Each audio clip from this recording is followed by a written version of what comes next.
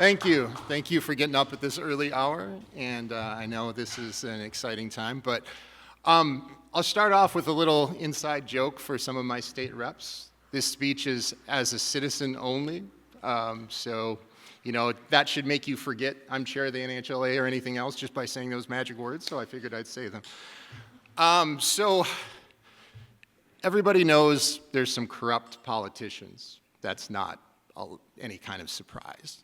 And if I told you, hey, we should do something about them, everyone would be like, well, of course. If I told you we're going to just get out there and we're going to give the message and we're going to stop this tomorrow, sound inspiring, we get going to it.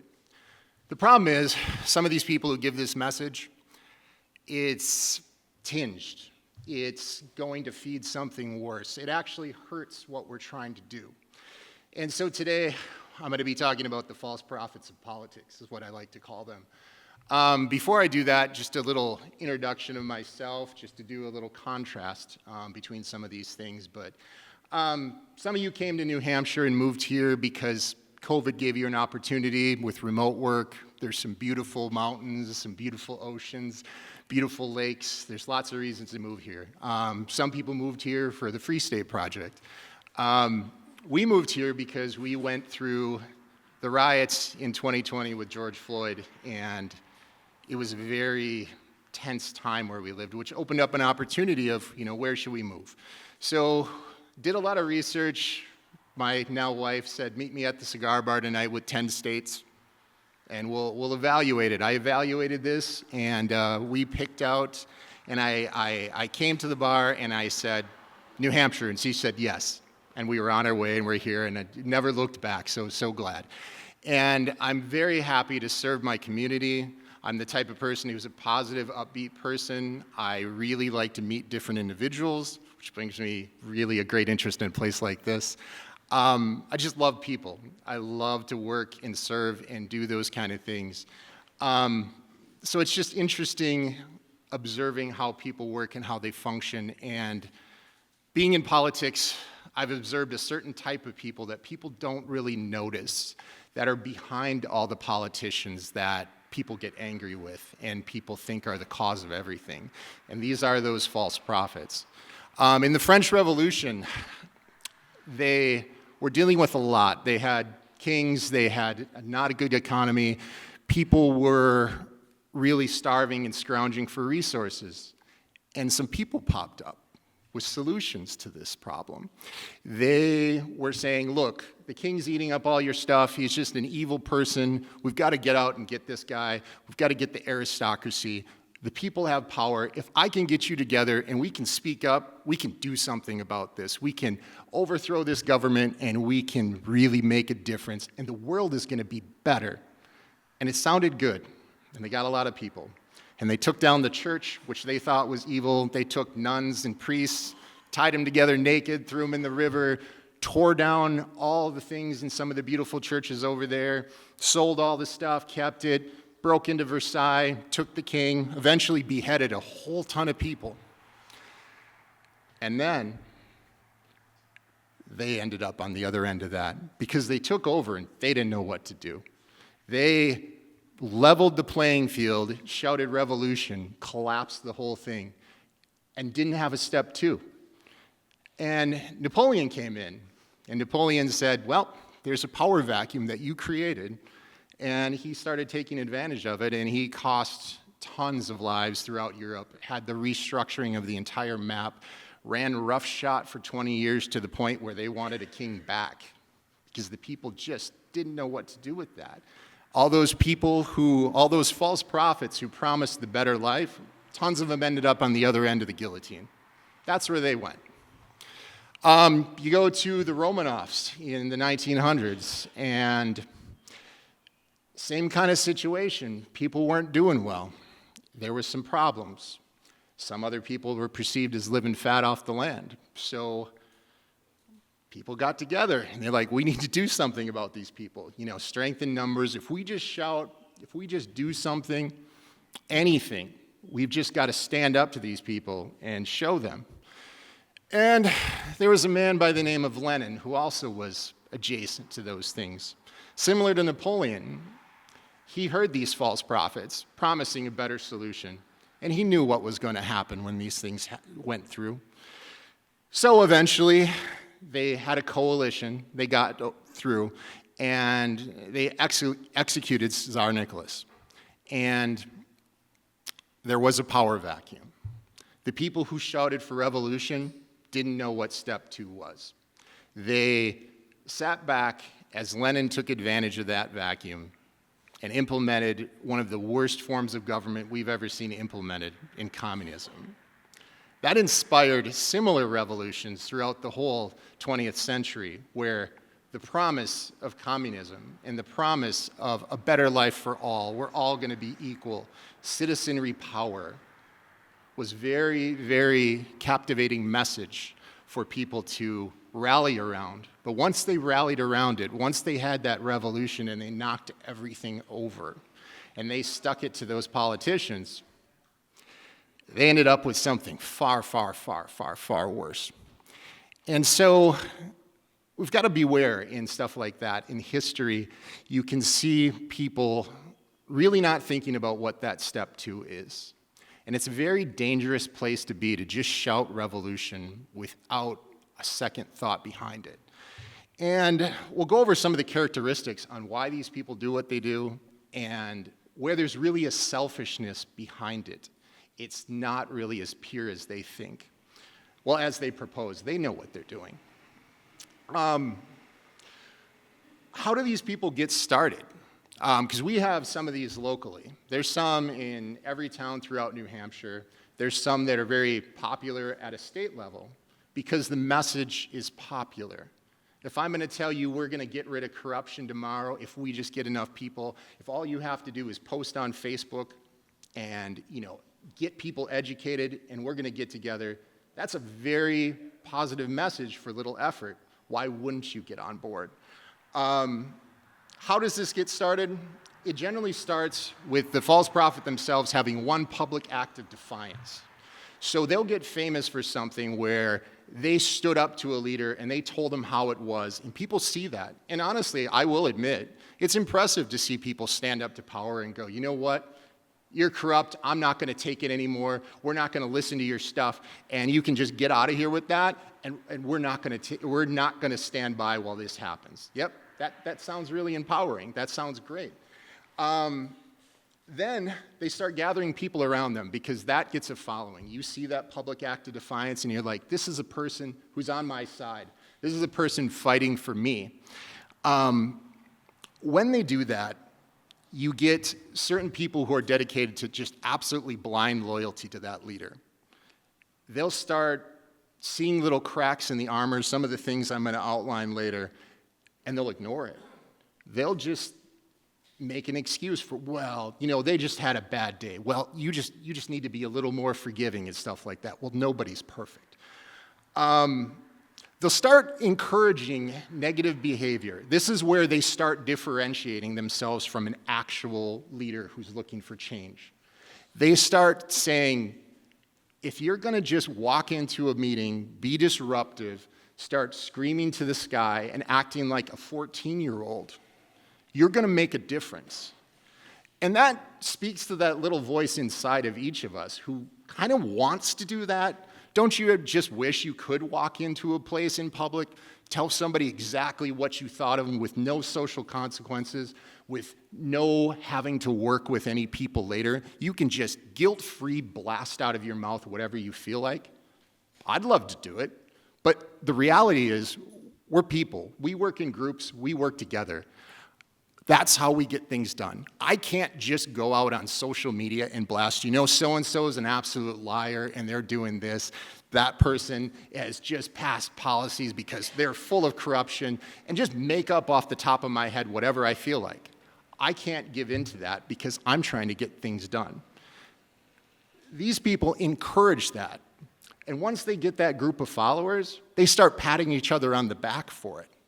They start losing track of what facts are. They start constructing heroes and villains because the world was simple when we were kids. You watched your cartoons, there was a good guy and there was a bad guy. And those of us who pay attention to people know The world isn't that simple.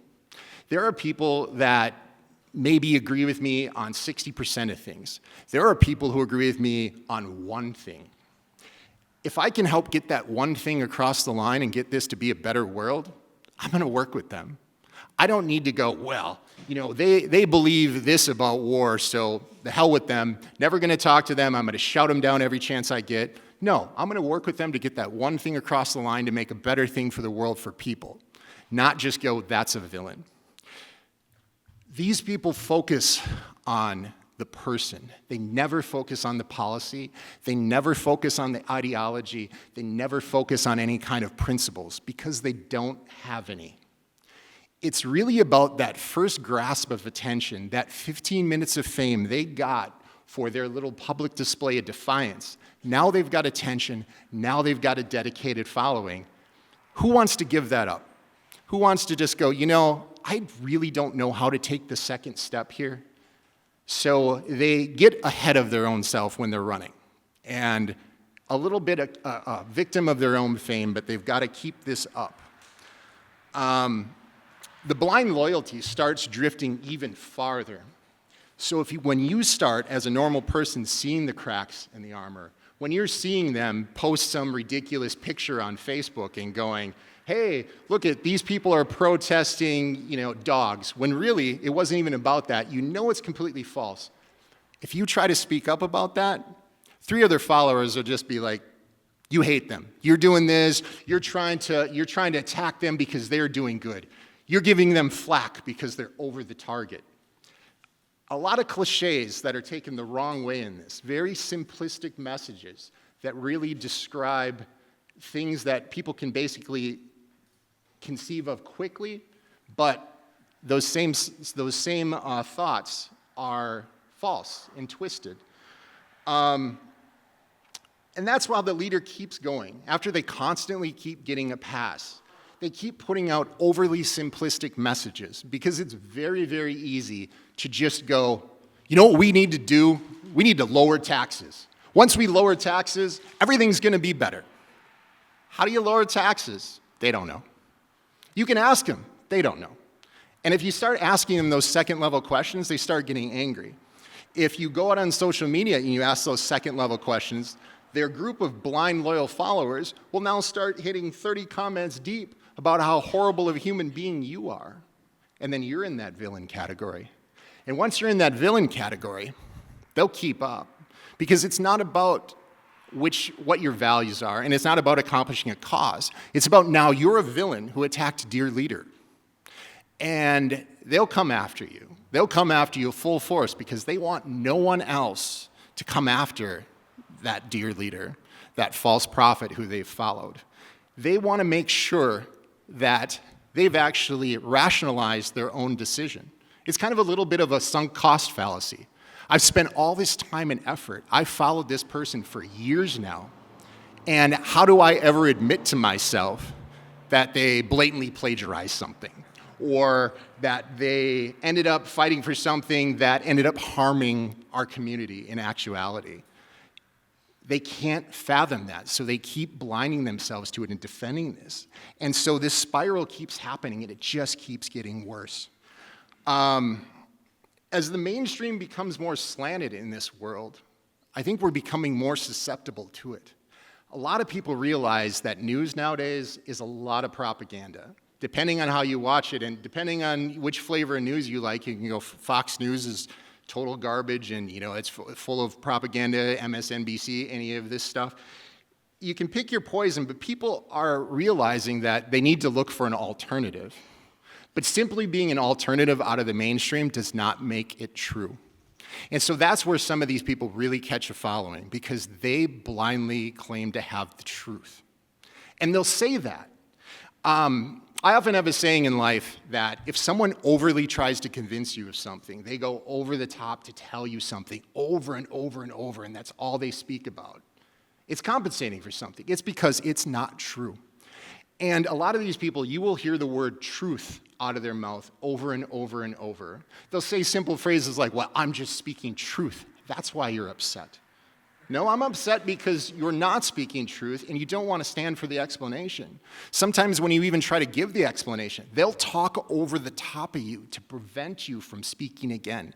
It's all about silencing you so you cannot speak against that authority that they've set up for themselves. They'll make constant logical leaps. As this goes on, the longer these leaders stay in and gather their following around them, the bigger leaps people have to make to try to really rationalize where they're at with things.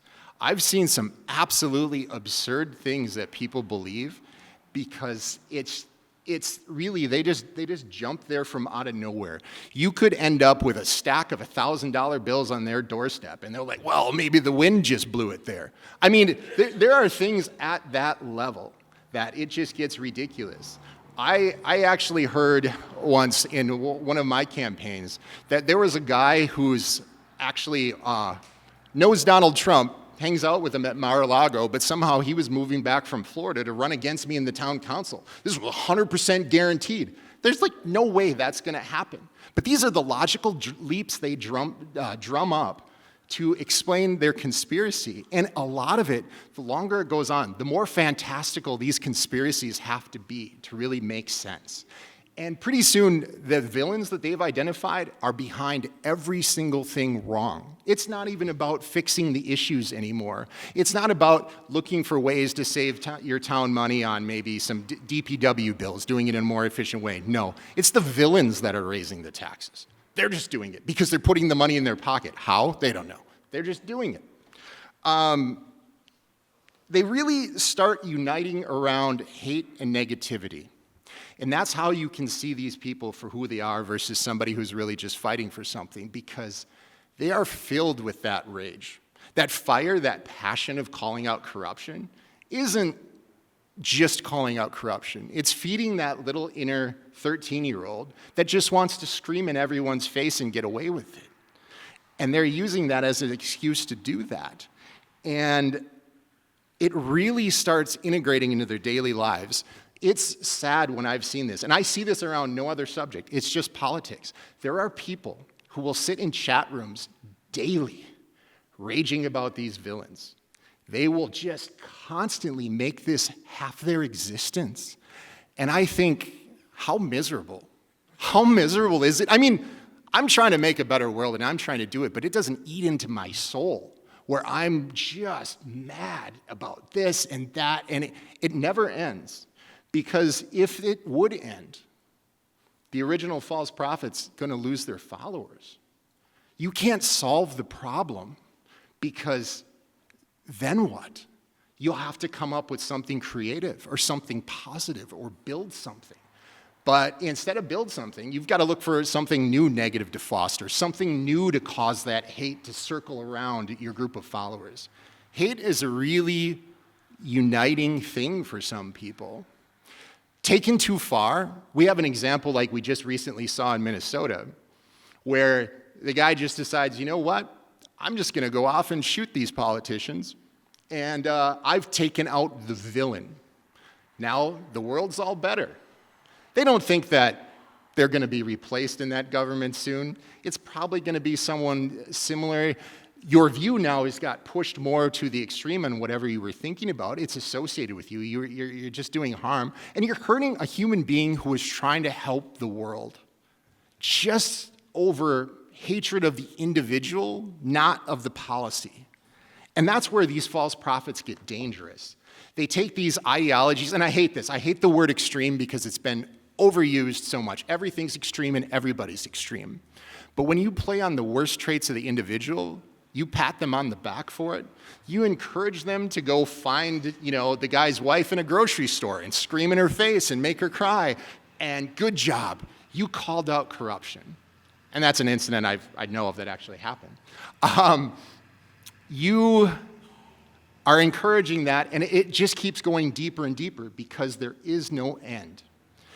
And another trait that you'll find if you see these groups is they're very paranoid. Very. They're constantly on the lookout for spies. They think, because they're looking for villains everywhere. They look for villains amongst themselves. They're always doing constant purity tests to make sure you're a true believer in the leader. You've got to make public pronouncements. That's why they thrive so much on social media, because they are totally driven by making public posts, making sure you show them where you believe. And if anyone varies on any policy at all, they will denounce that person. That's how you get groupthink. That's how you get a very dangerous group of people who just cannot think for themselves anymore. They just look to the group, because those who do disagree are afraid to speak up. They're afraid to tell those other people that they don't, because they'll be ostracized, or even worse, they'll be made a villain. It takes courageous people to stand up in these groups' faces and go, I know what you're doing, and I'm not going to be bullied by this. It's just absurd when you see it.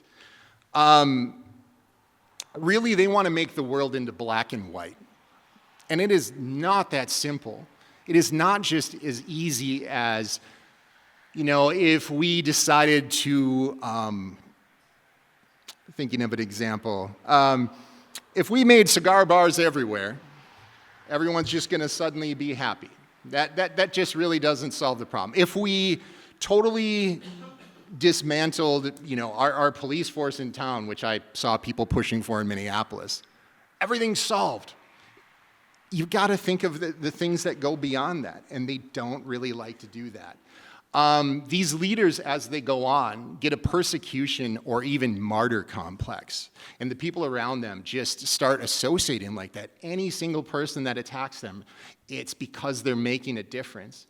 But you've got to judge them by their actions, not by their words, and that's where these things fall flat. That's when you hear them speak and talk in public. They talk about themselves. They don't talk about principles. They don't talk about any kind of actual action that's getting taken. The good thing is, when you have this kind of personality, your ceiling's not really high. They'll get into some town offices. Every once in a while, one of them will sneak into a state rep seat, and they'll get in the state house, and because they don't effectively work with people, usually the other reps around them dislike them. You'll see that a lot. And that feeds into the martyr complex. Of course, they only dislike them because they're part of that corrupt system. But really, it's just because you're being a nasty person. You're being a nasty person to everybody you encounter. You're acting and behaving like a 14-year-old, and the rest of us are behaving like adults. And that's why you'll never get a bill passed. You'll just never end up making a difference. People will shun you even if you have a good idea. They'll ignore you when you're speaking because no one wants to hear it. They make meetings uncomfortable because it's more about putting on that public show than getting business done as a meeting. And they'd rather have every meeting turn into an episode of Jerry Springer. If some of them were here today, they'd be standing up in the back, screaming right now, trying to yell out a question over the top of me, because it's about making that show, and it's about attention, where all this selfishness goes. The cliches just keep going on. I've seen conversations end with, well, that's all you need to know. Of course that's all you need to know, because you didn't need to know anything from the first point. You just needed to know who your hero was, and they're instantly in the right. And why does this work? Why would someone follow someone like this and really get nowhere? And it's because it's easy. We all know, especially here, people who've really taken the time to learn how the system works, take the time to learn and dive deep into issues and how deep-rooted they have been over the years, that it takes effort to try to make change. It is not quick and easy. Sometimes it takes years of work. So it's a lot easier just to think you're going to scream your way into a better world tomorrow. And if it didn't work, well, corruption. But it's not that simple, as we all know. Another trait is these are very active individuals, and you think they'd be at least beneficial to who they're working with. You think, well, at least they're people that'll come out there and they'll show up to things, at least they'll listen, or maybe they'll put a message out. The truth is, they're not helpful to their own side at all. And this is the most important part about recognizing these people, is because they're there to hunt their own. They don't spend time on the opposition at all. They look in their own room to see who's peer and who they can strike at. And you'd think, why would someone even attack their allies? Someone who even agrees with them half the time and is trying to get something done. That doesn't make any sense. It goes back to because it's easy. Because it's easy to strike out to the person sitting in row 1 over there than it is to go try to find the person who's not even going to listen to me, who's really making the world a worse place. Instead, I can tell you about the guy in row 2 who everybody knows, and he's an evil person, and did you hear what he was saying here? And oh, maybe he's committing tax fraud because he's got a house in Maine, and all this kind of stuff. You can say that stuff because they're close and it's easy. It's like high school cliques. It's not about working politics. And it's just frustrating because you'd be better off without them there because they're only destroying your group cohesiveness, they're increasing paranoia.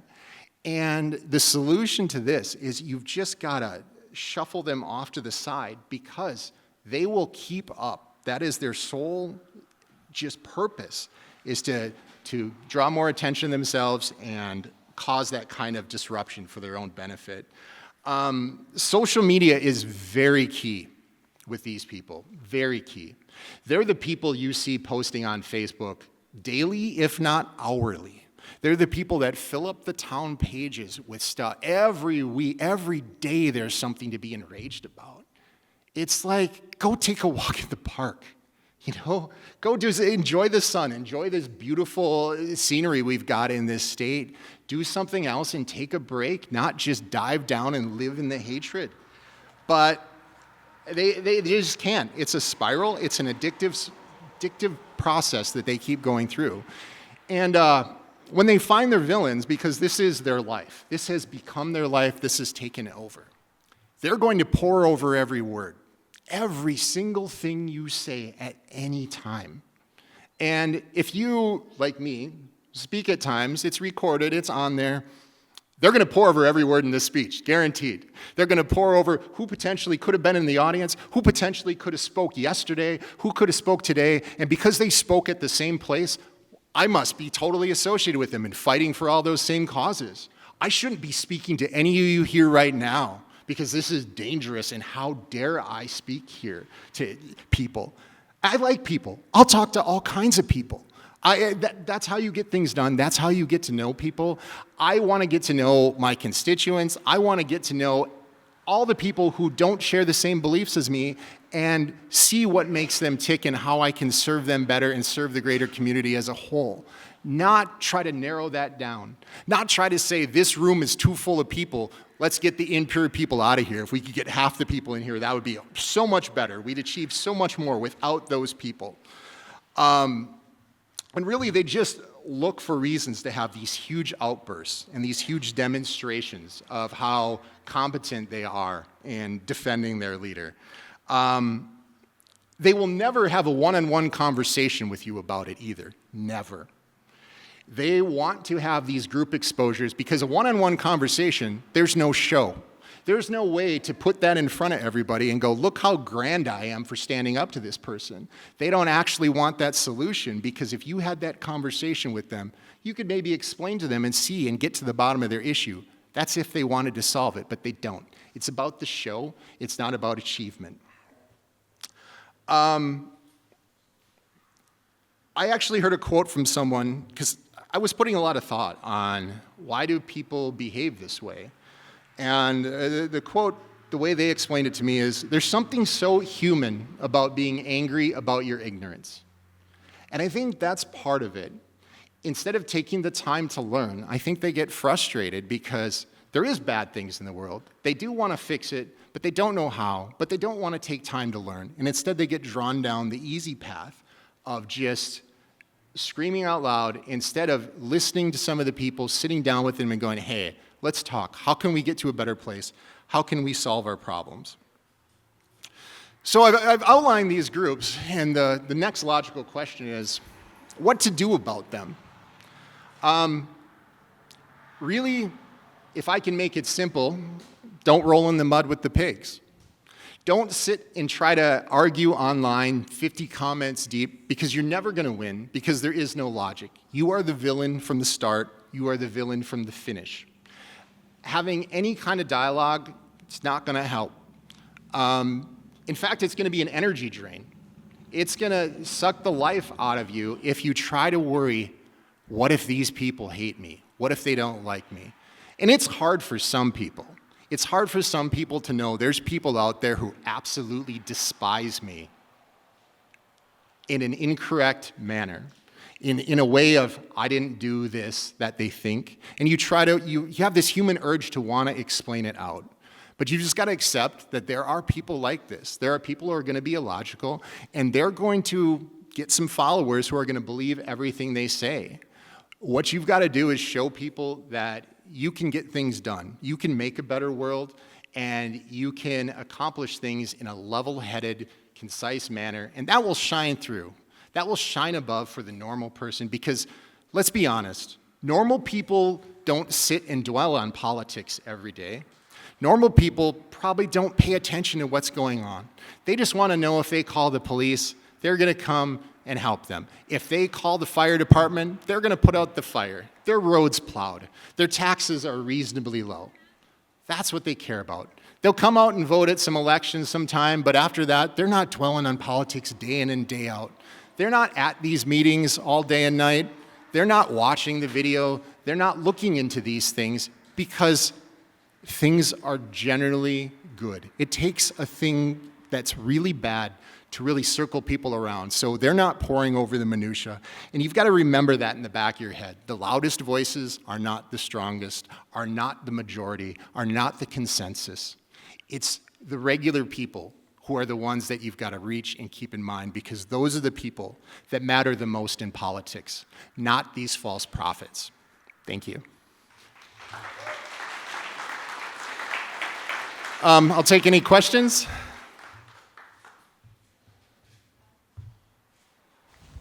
He comes to the mic.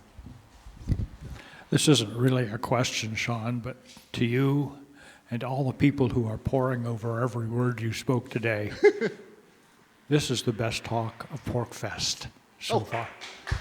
Thank you. Much appreciated.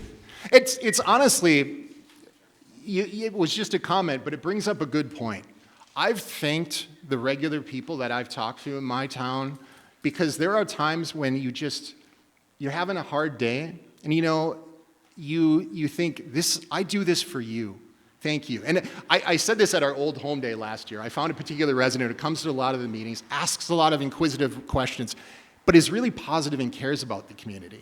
And I stopped him and I took time to thank him, because he's why I do what I do. He's why I take an or barely paid, I should say, position and work it like a second job. Because I want to do better for my community, not to try to be a hero and not to try to be a false prophet and gain attention and not to try to be on Facebook, but for him. And so for you also, this is why I do this. Thank you. Hi, Shawn. Thank you. As you were speaking, I was actually thinking about some people in our community who need a little bit of love.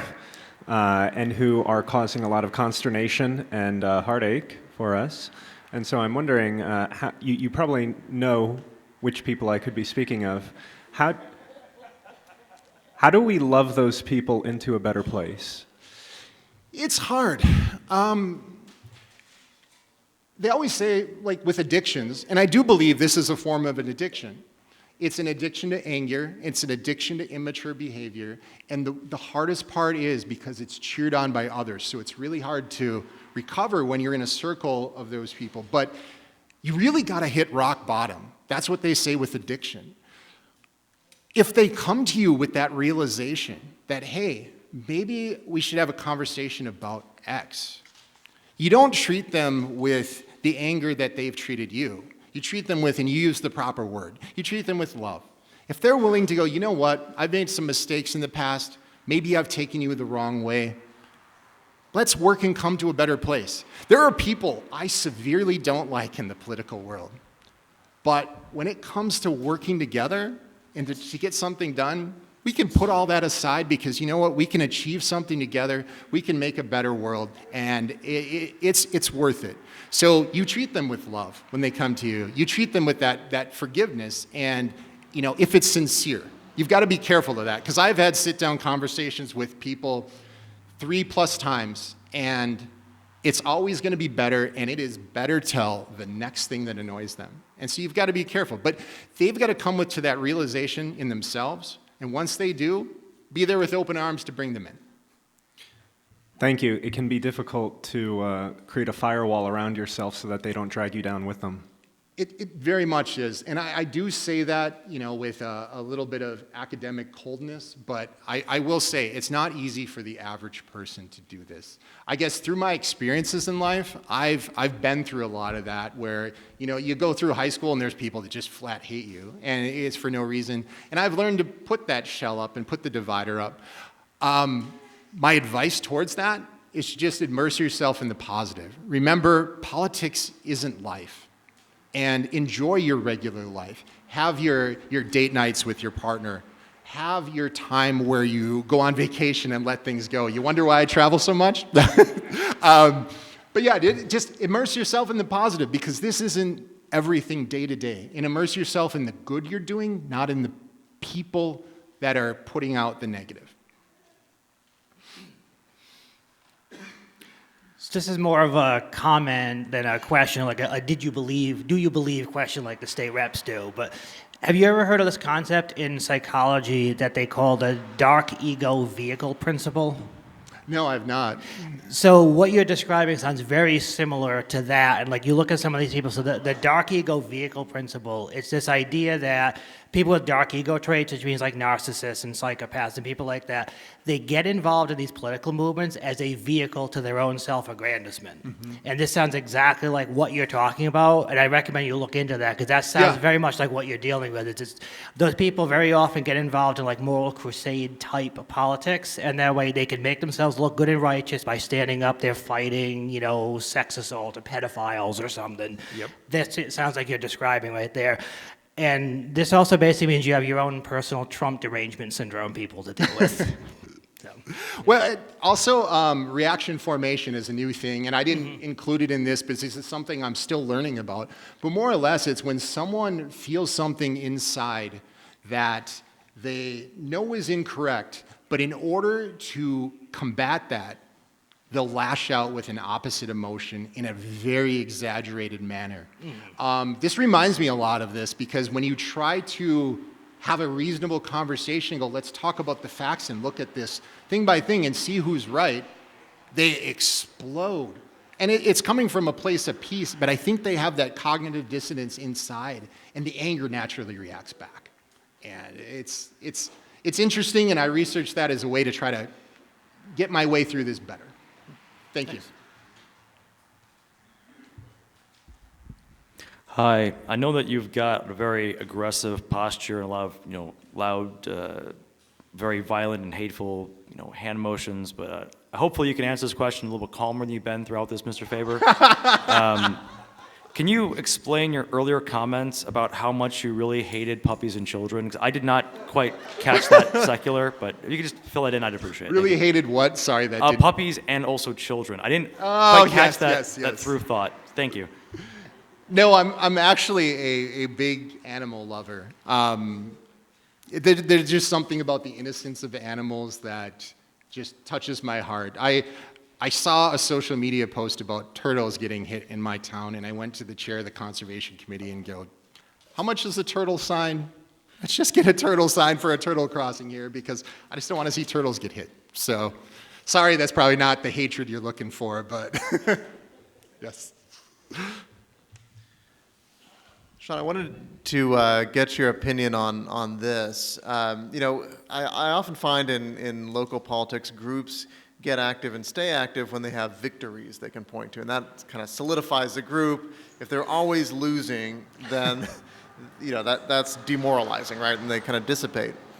And I find that some of these sort of false prophet type groups, and there's a group like this in my town, where like literally the 4th of July committee are Satanists, like that was things like that, and they get all riled up about the most trivial things like the 4th of July parade.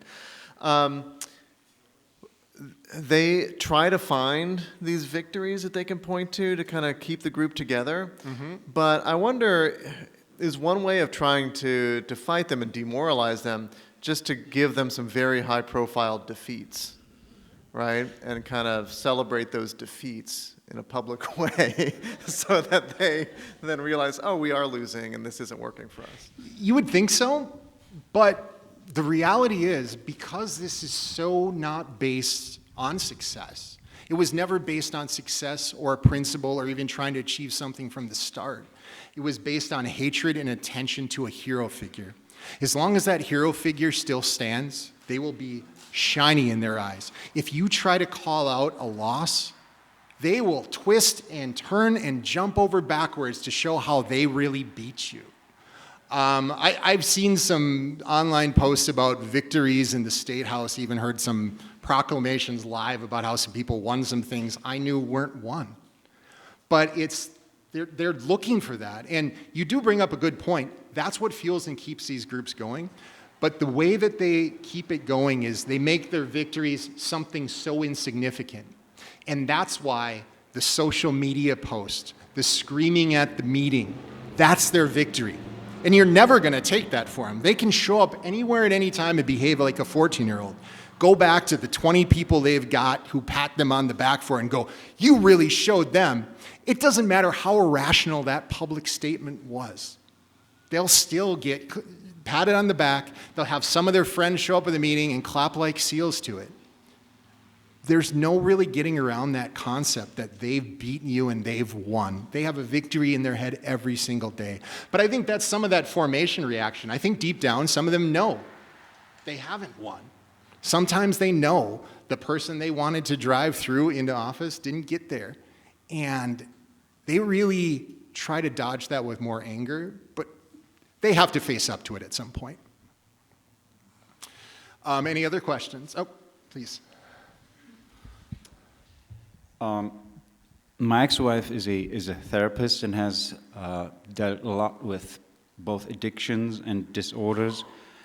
And a definition for addiction is it's a habit that disables you from fulfilling life's essential functions. Mm-hmm. And I don't think that this quite qualifies, because these people, when it comes to their lives of being able to earn a living, to eat, to take care of them, they can do that. So sure. I don't think it qualifies as an addiction. However, I am myself active in a field that is extremely controversial.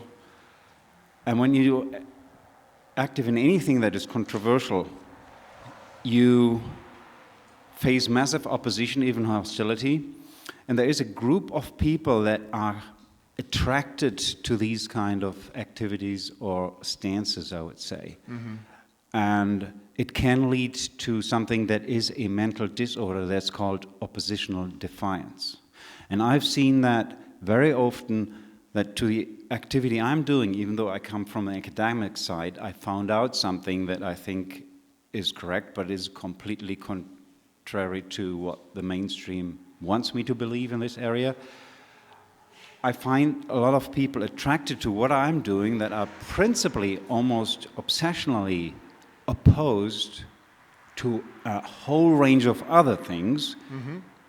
That doesn't make sense to me, and want to drag me into this too. Oh, you don't believe this, and therefore you should also not believe this, and this, and this, and this, and you shouldn't believe in anything anymore that the mainstream tells. Just because the mainstream says something, they have the tendency of saying, no, that is suspicious, because I've raised an adopted child who was diagnosed with oppositional defiance disorder, so I know how it looks like on a child's level. Mm-hmm. As an adult, people grow out of the childish way of doing it, of just saying no just because of it, before you even have finished a sentence. And it turns into something more intellectual or pseudo-intellectual. And I think maybe, have you looked into oppositional defiance as a way of explaining these kind of behaviors? That's a great point to make, and I'm glad you made that distinction, because I use addiction in the common usage sentence. Common usage. It's not actually an addiction. It's the oppositional defiance.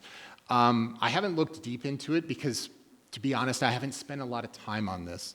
I'm worried about how to make the budget in my town the best it can be. I'm worried about serving my constituents and their problems. I'm very open. I've returned to every phone call. I've returned to every email, and that eats up a ton of my time. And honestly, that's where I should be focusing my time, in the positive and not into the negative.